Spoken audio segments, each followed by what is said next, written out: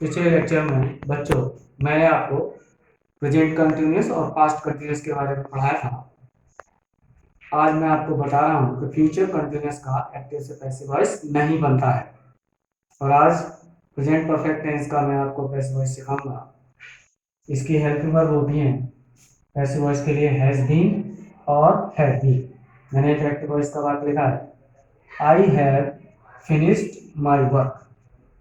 इस सेंटेंस में I subject है, फिनिश वर्ब है, माई वर्क ऑब्जेक्ट है। इसका पैसिव वॉइस बनाने के लिए हमें माई वर्क को ऑब्जेक्ट को सब्जेक्ट बनाना होगा, माई वर्क। और माई वर्क वर्क जो है सिंगुलर है, तो हमें हैज बीन हेल्पिंग वर्ब लगानी है। My work has been finished by me. अब आपको मैं नेगेटिव सेंटेंस के बारे में बता रहा हूँ। She has not sung a song.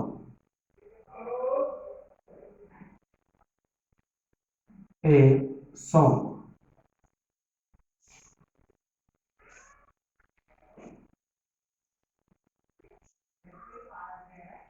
इसमें सी सब्जेक्ट है,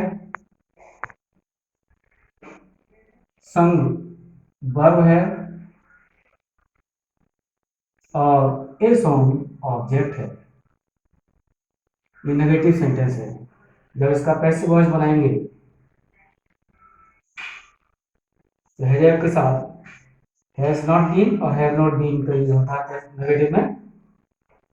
ए सॉन्ग को हमें ऑब्जेक्ट को सब्जेक्ट बनाना है। A song has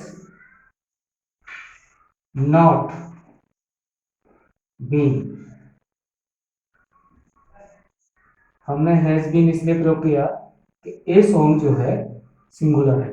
a song has not been संग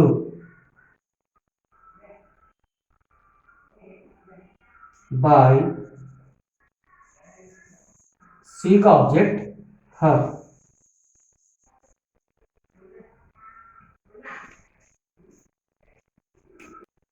अब मैं आपको इंटरोगेटिव के बारे में बता रहा हूं। Active voice, have you written a letter. इसमें यू सब्जेक्ट है, रिटन वर्ब है, अ लेटर ऑब्जेक्ट है। जब हम इसका पैसिव वॉइस बनाएंगे तो हेल्पिंग वर्ब को हम शुरू में रखेंगे। अ लेटर के लिए हमें हैज बीन प्रयोग करना है, तो हैज शुरू में रखा जाएगा। Has a letter been written by you और क्वेश्चन मार्क। अब double interrogative active voice, where have you put your book. इसमें वेयर क्वेश्चन वर्ड है, हैव हेल्पिंग वर्ब है, यू सब्जेक्ट है, पुट वर्ब है और your object, your book object है। इसका पैसिव वॉइस बनाने के लिए क्वेश्चन वर्ड हमें शुरू में रखना होता है, वेयर। अब योर बुक, बुक सिंगुलर है तो हैज बीन का प्रयोग करना पड़ेगा। Where has your book been, put की थर्ड को put by you question mark.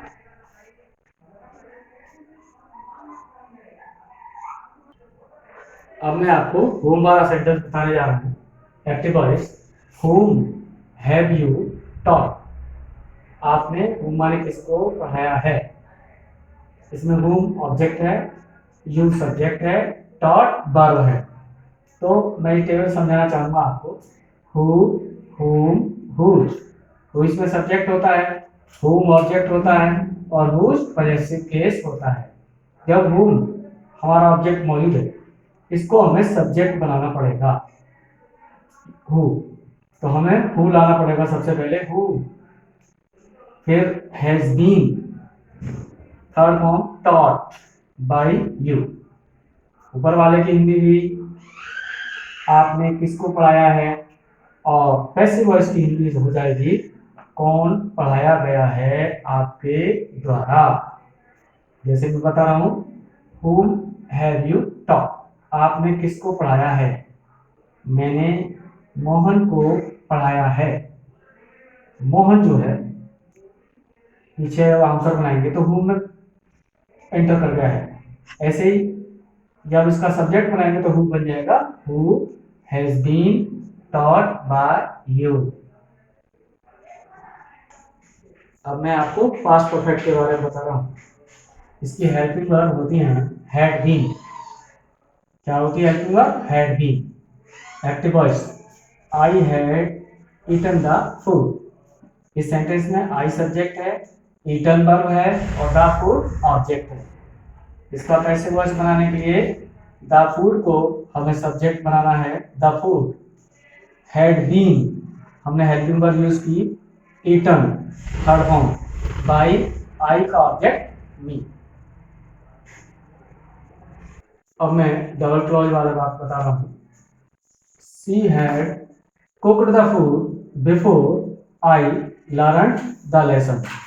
इसमें first sentence she had cooked the food principal clause है और before I learn the lesson ये एडवर्ब क्लॉज है। जब भी आप क्लॉज पढ़ रहे हैं तो जान लीजिए जिस सेंटेंस से पहले कोई भी कंजक्शन नहीं लगा वो प्रिंसिपल क्लॉज है, और जिस सेंटेंस से पहले कोई कंजक्शन लगा दैट इज कोई भी सबऑर्डिनेट क्लॉज हो सकते हैं, जैसे noun clause, adjective clause, adverb clause. तो यहाँ पर ये एडवर्ब क्लॉज का सेंटेंस है।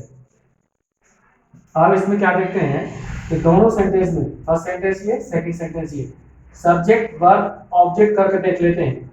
इस पहले सेंटेंस में सी सब्जेक्ट है, कुक्ड वर्ब है, द फूड ऑब्जेक्ट है और सेट बिफोर कंजक्शन है।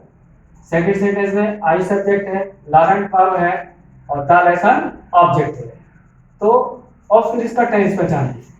फर्स्ट सेंटेंस का टेंस पास्ट परफेक्ट है और सेकंड सेंटेंस का टेंस पास्ट इंडेफिनिट है। तो जो जिस टेंस में हेल्पिंग वर्ब प्रयोग होती है वही हमको यूज करनी है।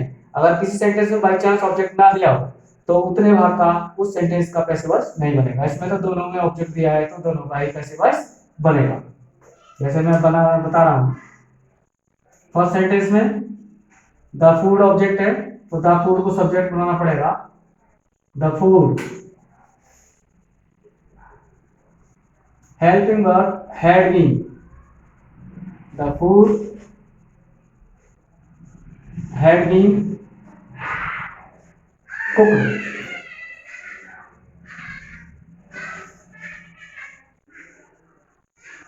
by सी का ऑब्जेक्ट हर। कंजक्शन बिफोर ऐसे ही लगाते हैं बीच में, बिफोर।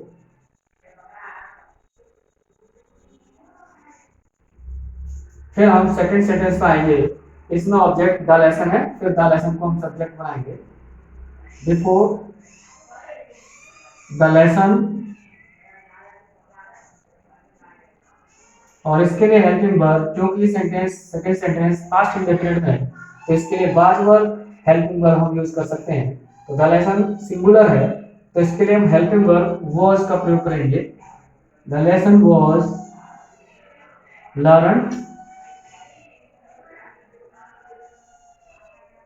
लर्न की third form learn by I का ऑब्जेक्ट मी। क्या बन गया?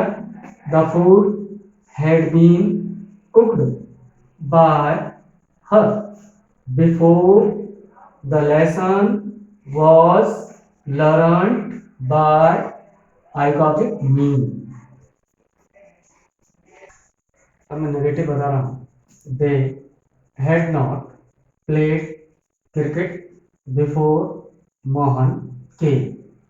इसमें they had not played cricket principal clause है और before Mohan came adverb clause है। अब हम फर्स्ट सेंटेंस और सेकंड सेंटेंस में सब्जेक्ट वर्ब ऑब्जेक्ट देख लेते हैं। फर्स्ट सेंटेंस में they subject, played verb, cricket object. Second sentence में Mohan subject, came verb. Second sentence में ऑब्जेक्ट नहीं है तो सेकंड सेंटेंस का पैसिव वॉइस नहीं बनेगा, सेंटेंस को एक्टिव वॉइस में रखना पड़ेगा। जैसे पैसिव वॉइस में इसका क्रिकेट का हमें ऑब्जेक्ट को सब्जेक्ट बनाना है, cricket had not been played by, they का ऑब्जेक्ट देन, बिफोर ये हमें ऐसे ही लिखना है, एक्टिव वॉइस में जैसे दिया है क्योंकि ऑब्जेक्ट नहीं, बिफोर मोहन के। अब interrogative, had you seen the Taj Mahal, ये इंटरोगेटिव सेंटेंस है। इसमें हैड हेल्पिंग वर्ब से शुरू हुआ सेंटेंस है, तो पैसिव वॉइस में भी हेल्पिंग वर्ब शुरू में ही रहेगी। हैड, फिर तो ताजमहल जो है इसमें यू सब्जेक्ट, सीन वर्ब,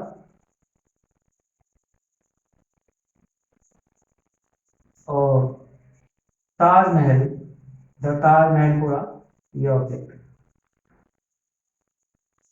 इसमें हैड हेल्पिंग वर्ब को शुरू में लेना है, और द ताजमहल हमने सब्जेक्ट बना लिया, और बीन इसके साथ हेल्पिंग वर्ब के साथ जुड़ने वाले सब पीछे जाते हैं इंटरवल में।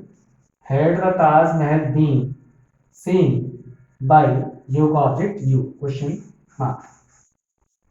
क्वेश्चन वर्ड वाला active voice, why had you not done the work, question mark. इसमें यू सब्जेक्ट है, डन वर्ब है, और द वर्क ऑब्जेक्ट है। यू क्या चीज है? सब्जेक्ट, डन वर्ब, और द वर्क ऑब्जेक्ट। तो जब हम इसका पैसिव वॉइस बनाएंगे तो क्वेश्चन वर्ब को हम शुरू में रखते हैं, व्हाई हैड हेल्पिंग वर्ब लाएंगे, फिर द वर्क ऑब्जेक्ट को सब्जेक्ट बनाएंगे। व्हाई हैड द वर्क, हमेशा याद रखो, चाहे एक्टिव हो चाहे पैसिव हो, इंटरोगेटिव में नॉट हमेशा सब्जेक्ट के बाद आती है। तो इसमें एक्टिव वॉइस में यू सब्जेक्ट है तो नॉट यू के बाद आई हुई है, और पैसिव वॉइस में द वर्क सब्जेक्ट है तो द वर्क के बाद नॉट लगाना पड़ेगा, नॉट, और बीन इसके बाद रखना पड़ेगा, बीन डन बाय यू का ऑब्जेक्ट यू, और क्वेश्चन मार्क।